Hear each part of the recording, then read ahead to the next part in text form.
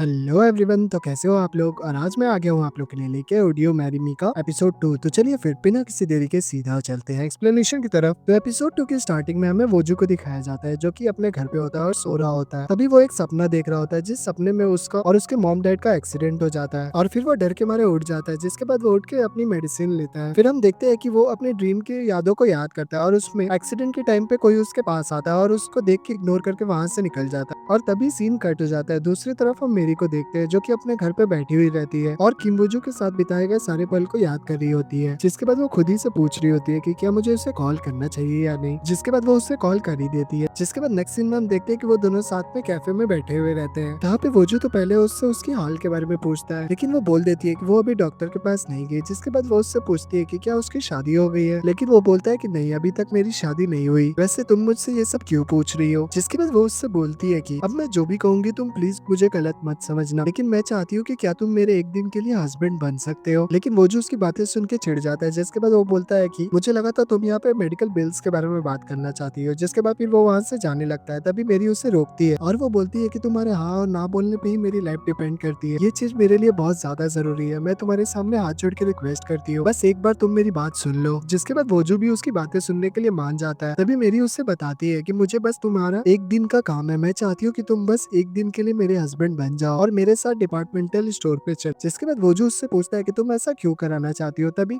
मेरी सोचने लगती है कि मुझे इसके प्राइस के बारे में बताना चाहिए कि नहीं। जिसके बाद वो उसे डायरेक्टली प्राइस के बारे में कुछ नहीं बताती और बोलती है कि मैं तुम्हें डिटेल के बारे में तभी बताऊंगी जब तुम मेरे हस्बैंड बनने के लिए राजी हो जाओगे। जिसके बाद वोजू बोलता है कि मैं ऐसा कुछ भी नहीं करने वाला। तभी वो उससे बोलती है कि तुम टेंशन मत लो, मैं तुम्हें कॉम्पनसेट कर दूंगी। जिसके बाद वोजू उससे पूछता है कि तुम मुझे कितना देने वाली हो। मैं एक बात तो अच्छे से समझ चुका हूँ कि तुम जरूर किसी के संग स्कैम करने वाली हो। जिसके बाद वो सोचने लगता है। साथ ही हमें दिखाया भी जाता है कि मेरी किसी को किस करने वाली रहती है। तभी वहाँ पे वोजू आ जाता है और वो उसका हस्बैंड बनने का प्रिटेंड करता है और मैरी उस आदमी से पैसे मांगती है। तभी वोजू बोलता है कि जरूर तुम ऐसा ही कुछ करने वाली हो, लेकिन तभी मैरी बोलती है कि नहीं, मैं ऐसा कुछ भी नहीं करने वाली। तभी वोजू पूछता है कि क्या तुम मुझे अपना हस्बैंड पैसों के लिए नहीं बना रही। तभी मैरी भी कह देती है कि हाँ, इसमें पैसे तो इन्वॉल्व है, लेकिन तुम जैसा समझ रहे हो मैं वैसा कुछ नहीं करने वाली। जिसके बाद वो बोलता है कि मैं तुम्हारी जैसे स्कैमर को अच्छे से जानता हूँ और मैं अब एक बात जान चुका हूँ कि कल 3 बजे तुम डिपार्टमेंटल स्टोर में किसी को नकली हस्बैंड बना के ले जाने वाली हो। अगर तुमने ऐसा कुछ भी किया तो वहाँ पे आके मैं तुम्हारी पोल खोल दूंगा, इसीलिए तुम ऐसा कुछ करने के बारे में सोचना भी मत। और इतना बोल के वो वहाँ से निकल जाता है। इसके बाद नेक्स्ट सीन में हम वोजू की ग्रैंडमा को देखते हैं जो कि अपनी कंपनी में आ रही होती है और उनके साथ उनकी बेटी यान वोजू की आंट भी होती है और उनका नाम मियान होता है। और मियान ग्रैंडमा से रिक्वेस्ट कर रही होती है कि वो उसके बेटी युंगसू का डिमोशन ना करे, क्योंकि ग्रैंडमा अब उसके पोजीशन यानी मार्केटिंग हेड के पोजीशन पे वोजू को बैठाने वाली थी और ये उनका फैसला था। साथ ही हम यहाँ पे मियान के हस्बैंड को भी देखते हैं जिनका नाम हांगू होता है और वो उस कंपनी के डायरेक्टर होते हैं। लेकिन ग्रैंडमा उसकी बात एकदम नहीं सुनती। साथ ही वो उसे ये भी बोल देती है युंगसू को काम करने का कोई ढंग नहीं और उससे कुछ भी नहीं आता और मैं अपने कंपनी का फ्यूचर ऐसे किसी आदमी के हाथ में नहीं ज्यादा दिन तक छोड़ सकती, इसीलिए मैंने ये फैसला किया है मैं उसका डिमोशन करके वोजू को वो पोजीशन दे दूंगी। जिसके बाद नेक्स्ट सीन में हम देखते हैं कि मियान अपनी बेटी युंगसू को डांट रही होती है। साथ ही वो उससे बोल रही होती है कि तुम्हें अपने फ्यूचर के बारे में सोचना चाहिए, क्योंकि तुम्हारी ग्रैंडमा ने वोजू को तुम्हारी पोजीशन दे दी है और ऐसा ही रहा तो वो तुमसे तुम्हारा सारा हक छीन लेगा और इस कंपनी का प्रेसिडेंट बन जाएगा। लेकिन तभी युंगसू उससे बोलता है कि बिल्कुल भी टेंशन ना लीजिए, मैंने कुछ प्लान करके रखा है। इसके बाद सीन यहीं पे कट हो जाता है। दूसरी तरफ हम वोजू को देखते हैं जो कि ग्योंग से मिलने के लिए आया हुआ रहता है और वो लोग साथ में कॉफी पीते हुए वॉक कर रहे होते हैं। जिसके बाद ग्योंग उससे पूछती है कि तुम अपना काम कब से ज्वाइन कर रहे हो। तब वो बता देता है कि मैं कल से ऑफिस ज्वाइन कर लूंगा। साथ ही वो बोलती है कि तुम्हारी ग्रैंडमा अब बहुत एजेड हो गई है तो उनका अच्छे से ख्याल रखना। लेकिन वोजू बोल देता है कि वो तो मैं तुम्हारे ऊपर छोड़ता हूँ। तभी ग्योंग बोलती है कि मैं तुम्हारे घर के होने वाली थोड़ी ना हो जो मैं उनका ख्याल रखूंगी। और हमें यहाँ पे पता चलता है कि ग्योंग मन ही मन वोजू को पसंद करती है, लेकिन वोजू उसकी बात को मजाक में उड़ा देता है। जिसके बाद हम देखते हैं कि वहाँ पे एक छोटी बच्ची दौड़ते हुए आती है और उसके सामने गिर जाती है। तभी वोजू उस बच्ची का बैग उठाता है जिसके ऊपर एक टेडी का कीरिंग बना हुआ रहता है। तभी वो कुछ सोचने लगता है और हमें फ्लैशबैक में दिखाया जाता है कि जब उसका एक्सीडेंट हुआ था और उसके मॉम डैड की डेथ हो गई थी तब वो कहीं बैठ के रो रहा होता है। तभी उसके पास एक लड़की आती है और उससे एक टेडी देती है और प्रेजेंट में वोजू उसी सीन को याद कर रहा होता है। तभी ग्योंग उससे पूछती है कि बचपन में तुम्हें भी तो एक लड़की ने ऐसा ही टॉय दिया था ना, वो अभी कहाँ पे है। लेकिन वोजू बोल देता है कि मुझे उसके बारे में कुछ भी नहीं पता, वो अब अपने लाइफ में कहीं खुश होगी। दूसरी तरफ हम मेरी को देखते हैं जिसके घर पे उसके लैंडलॉर्ड जबरदस्ती घुसने का कोशिश कर रही होती है। साथ ही वो अपने साथ कुछ वर्कर को भी लाई हुई रहती है जो उसके घर को रिनोवेट करेंगे और वो लोग फिर जबरदस्ती अंदर घुस जाते हैं। दूसरी तरफ हम मेरी को देखते हैं जो कि बाहर आके झूले पे बैठी हुई रहती है और बहुत सैड रहती है। तभी उसके पास उसके मॉम की कॉल आती है और वो उससे उसके शादी के डेट के बारे में पूछती है, क्योंकि उसकी एक छोटी बहन है जो कि यूएस यूएस में है और वो वहाँ पे किसी रेस्टोरेंट में काम करती है और वो मेरी की शादी की डेट जानना चाहती थी इसीलिए, लेकिन मेरी बात को घुमाने लगती है, जिसके बाद वो सोच लेती है और वो अपने मॉम को उसके और उसके एक्स हस्बैंड के बारे में बताने का सोच लेती है। लेकिन तभी अचानक उसके मॉम के शॉप पे कोई कस्टमर आ जाता है, जिसकी वजह से उसकी मॉम उसकी बात सुन नहीं पाती है और वो उसके फोन को कट कर देती है। जिसके बाद हमें नेक्स्ट सीन में नेक्स्ट डे का सीन दिखाया जाता है, जहाँ पे वो जो अपने ऑफिस में आता है और वो सबसे पहले अंकल हांग से मिलने के लिए जाता है, जो कि युंगसू के डैड होते हैं, और वो उसे देख के बहुत ज्यादा खुश हो जाते हैं। जिसके बाद वो जो अपने अंकल को थैंक यू बोलता है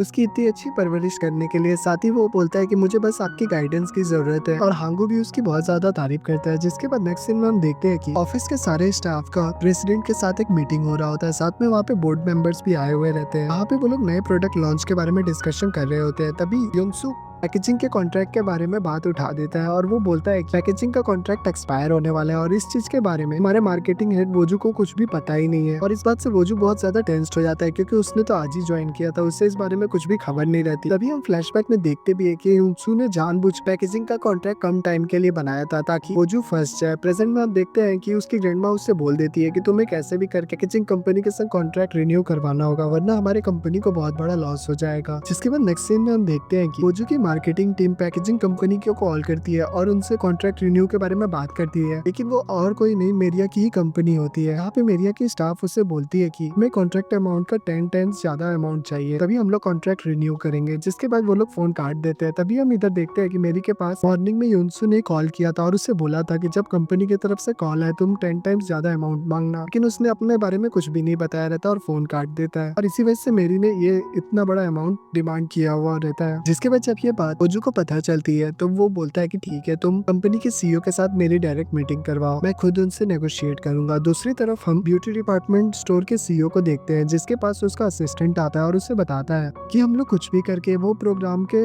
विनर को नहीं हरा पा रहे हैं और वो उस प्राइज को जीतेगा ही। इसके बाद ये बात सुन के लिसियम को गुस्सा आ जाता है और वो फिर अपने असिस्टेंट को पैर से मारता है। तभी उसका असिस्टेंट बेक उसे बोल देता है कि आप टेंशन मत लीजिए, मैं कुछ भी करके कुछ ना कुछ जुगाड़ लगा लूंगा। जिसके बाद वो अपने कैबिन में आ जाता है और हम देखते हैं कि वो यहाँ पे बहुत ज्यादा गुस्से में रहता है। जिसके बाद वो अपने मैनेजर के थ्रू मैरी को टेक्स्ट भिजवाता है कि अगर उसका हस्बैंड प्राइज लेने नहीं आएगा तो उसका प्राइज कैंसिल हो जाएगा। दूसरी तरफ मैरी भी ये चीज देख के बहुत ज्यादा टेंस्ड हो जाती है। नेक्स्ट सीन में हम मैरी के एक्स हस्बैंड वोजू के मॉम और उसकी बहन को देखते हैं, जो लोग घर में बैठ के मैरी की बुराई कर रहे होते हैं कि वो गरीब लड़की है, साथ ही वो कॉलेज ड्रॉप आउट है, उसने कैसे मेरे बेटे को फंसा लिया, अब फाइनली मुझे सुकून मिल गया, तो मेरे बेटे ने उसे छोड़ दिया। अभी वो जो उसे कॉल भी करता है और उससे बताता है कि मेरी ने उसे कॉल किया था, लेकिन उसकी मॉम ने उसे साफ साफ बोल दिया था कि चाहे कोई भी मैटर हो तुम मेरी से बात नहीं करोगे। अभी उसके घर पे मेरी आती भी है, जिसके बाद वो उससे बोलती है कि मैं कोचू से कांटेक्ट नहीं कर पा रही, तो क्या आप लोग प्लीज मेरी उससे बात करवा सकते हो। लेकिन उसकी मॉम उस पर उल्टा भड़क जाती है और उसकी बेइज्जती करने लगती है। साथ ही वो उसे बोलती है कि मेरे बेटे ने तुम्हें छोड़ दिया है, तो तुम प्लीज अपने प्रॉब्लम्स को खुद संभालो और मेरे बेटे को अब तुमसे कोई लेना देना नहीं है। जहाँ पे सारी बातें सुन के मेरी को बहुत बुरा लग रहा होता है, जिसके बाद वो बहुत गुस्से में आ जाती है और वो उन्हें कुछ भी नहीं बताती और वहां से निकल जाती है। जिसके बाद नेक्स्ट सीन में हम देखते हैं कि वो वोजू की कंपनी में आ जाती है। वो उस कंपनी के मार्केटिंग हेड के साथ मीटिंग करने वाली रहती है, लेकिन उससे नहीं पता रहता कि वो और कोई नहीं वोजू ही है। दूसरी तरफ वोजू भी उससे मीटिंग करने के लिए आ रहा होता। तभी उसकी मुलाकात युंगसू से हो जाती है, जहाँ पे युंगसू उसकी बेइज्जती करने लगता है। तभी वो उससे बोल देता है कि तुम गलत हो और तुम्हें क्या लगता है कि मैं ये प्रॉब्लम सॉल्व नहीं कर पाऊंगा। अभी युंगसू बोलता है कि अगर तुमने सेम रेट अगर ये कॉन्ट्रैक्ट रिन्यू करवा लिया तो मैं तुम्हें मान जाऊंगा, और अगर तुम ऐसा नहीं कर पाए तो तुम ये जॉब छोड़ के चले जाओगे। जो भी इस चैलेंज को एक्सेप्ट कर लेता है। जिसके बाद नेक्स्ट सीन में देखते हैं कि वो दोनों आमने सामने बैठे हुए रहते हैं। यहाँ पे मेरी और वोजू दोनों एक दूसरे को देख के शौक में रहते हैं। तभी वोजू मेरी को बोलता है कि मैं तुम्हारे साथ कॉन्ट्रैक्ट करना चाहता हूँ, लेकिन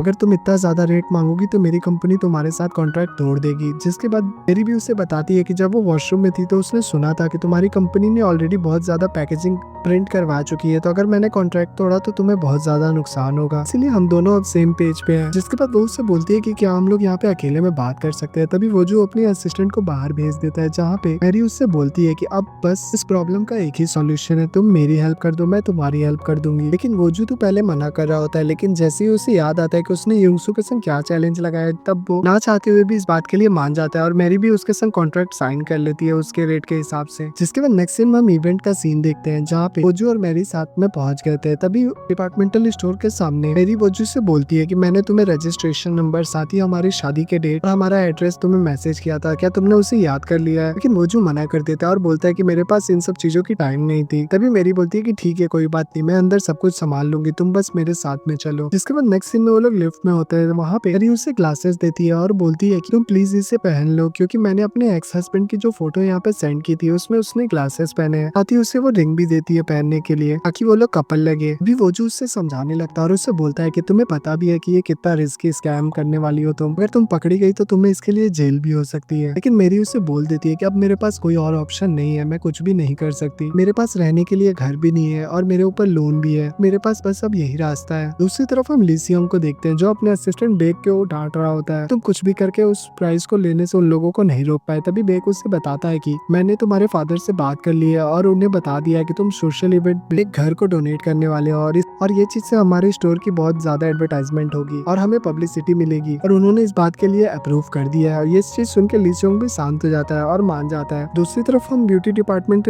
स्टोर के मैनेजर को देखते हैं जो कि इन लोगों के संग कॉन्ट्रैक्ट डिस्कशन कर रहा होता है। तभी उसे वोजू के पिक्चर और उसके चेहरे में बहुत डिफरेंट समझ में आ रहा होता है, इसीलिए वो उस पर डाउट कर रहा होता है। फिर वो उन दोनों से आईडी कार्ड मांग देता है, लेकिन वोजू अपना आईडी कार्ड ना लाने का बहाना करता है। साथ ही मेरिया उसे अपना आईडी कार्ड दिखा देती है, जिसके बाद मैनेजर वोजू से कुछ सवाल पूछता है, उसके एड्रेस और उसके रजिस्ट्रेशन नंबर, साथ ही उसके शादी के डेट के बारे में, और ये सारी जवाब वोजू दे देता है। और ये चीज देख के मेरी शॉक हो जाती है कि उसे ये सारी चीजें कैसे याद थी। जिसके बाद मैनेजर उससे बताता है कि उन दोनों की जल्दी प्रेस कॉन्फ्रेंस होगी और ये सारी चीजें प्रेस में रिलीज की जाएगी। जिसके बाद ये बात सुन के वोजू एकदम शॉक हो जाता है और वो लोग फिर बहाना करने लगते हैं इस चीज में ना एंटर करने के लिए, लेकिन वो बोल देता है कि ये चीज एग्रीमेंट में लिखी हुई है, अगर वो लोग ऐसा नहीं करेंगे तो उन्हें प्राइज नहीं मिलेगी। इसके बाद तभी वोजू अपने फोन पे किसी से बात करने का ड्रामा करता है और उससे बोल रहा होता है कि हमारे सारे ऑफिस के स्टाफ अफ्रीकन फ्लू हो गया है और वो ये सारे लोग पॉजिटिव पाए गए हैं। जिसके बाद वो बीमारी का बहाना करता है। साथ ही वो उससे बोलता है कि मैं अभी अभी फॉरेन से आया हूँ तो शायद मुझे भी ये फ्लू हो सकता है और ये कंटेजियस है, तो क्या मैं मास्क पहन के इंटरव्यू कर सकता हूँ। जिसके बाद मैनेजर भी इस चीज के लिए अलाउ कर देता है। इसके बाद नेक्स्ट सीन हम प्रेस रिलीज का सीन देखते हैं जहाँ पे जो कैप,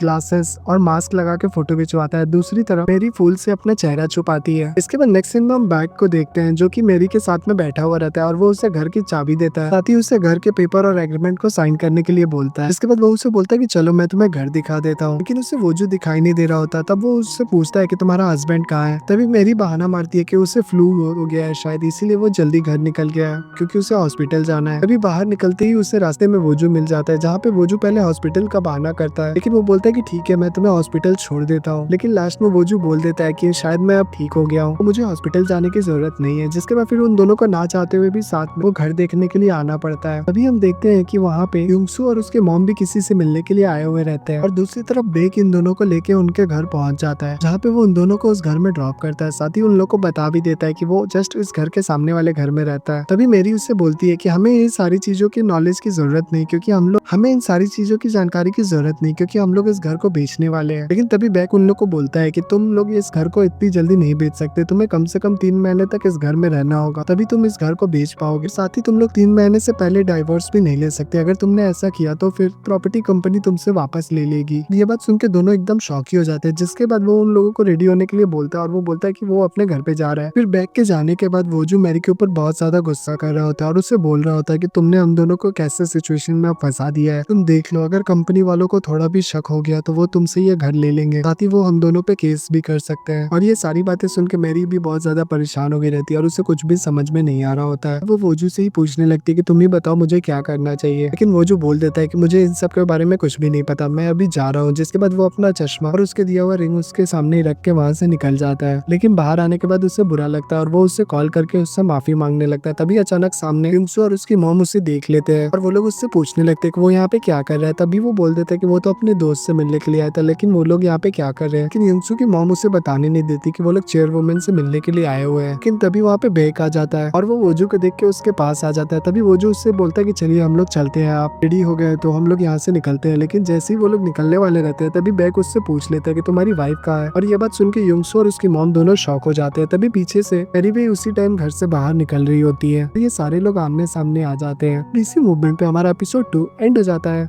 इसका नेक्स्ट एपिसोड अब सैटरडे को आएगा। तब तक प्लीज हमारे वीडियो को लाइक और हमारे चैनल को सब्सक्राइब कर दे। जल्दी मिलते हैं इसके नेक्स्ट पार्ट में, तब तक के लिए बाय बाय।